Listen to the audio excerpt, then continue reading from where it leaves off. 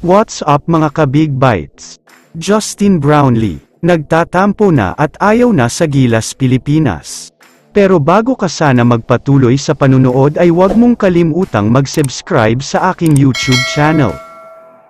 Alam naman nating lahat, na kahit nakaisang panalo ang Gilas sa FIBA World Cup, sobrang disappointed pa din ang karamihan sa mga fans, dahil masyadong mataas ang expectations nila dahil napakabigat ang line-up ng Gilas.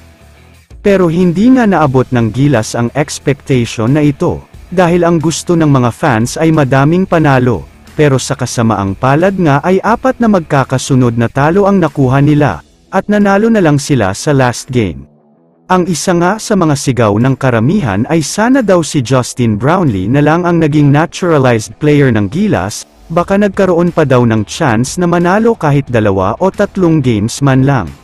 Nakita kasi ng karamihan sa mga fans na puro isolation play lang ang ginagawa kadalasan ni Jordan Clarkson, at halos hindi man lang umiikot ang bola, kaya naman kapag nadepensahan na siya ay wala nang nangyayari. Kaya naman sa paparating na Asian Games na gaganapin sa katapusan ng September, si Justin Brownlee ang inilagay ng SBP bilang naturalized player ng Gilas Pilipinas, dahil hindi pwedeng maglaro si Clarkson. Pero mukhang nagtatampo na nga si Brownlee, dahil kahit siya ang inilagay na naturalized player, medyo malabo daw ang chance na makakapaglaro siya sa paparating na Asian Games, dahil nagpapa-recover nga daw ito mula sa isang injury niya.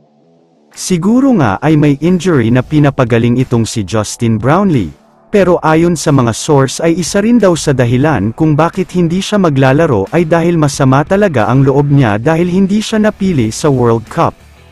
Pero kung ako naman ang tatanungin, sa tingin ko ay hindi naman ganito itong si Justin Brownlee, dahil isa siyang professional na basketball player.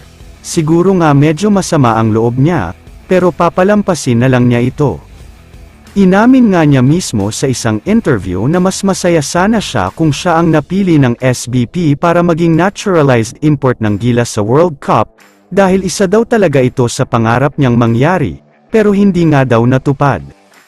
Mukhang may sama ng loob nga siya kay Coach Chot at Boss MVP, pero kung sakaling tuloy-tuloy na talagang Sanmig Corporation ang magpapatakbo sa Gilas, mukhang dapat na nating asahan na biglang maglalaro itong si Justin Brownlee.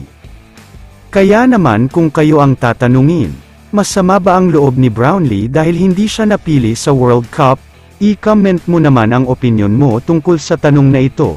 Dito na muna nagtatapos ang video na ito. Maraming salamat sa panunood mga ka-Big Bites. God bless sa inyong lahat.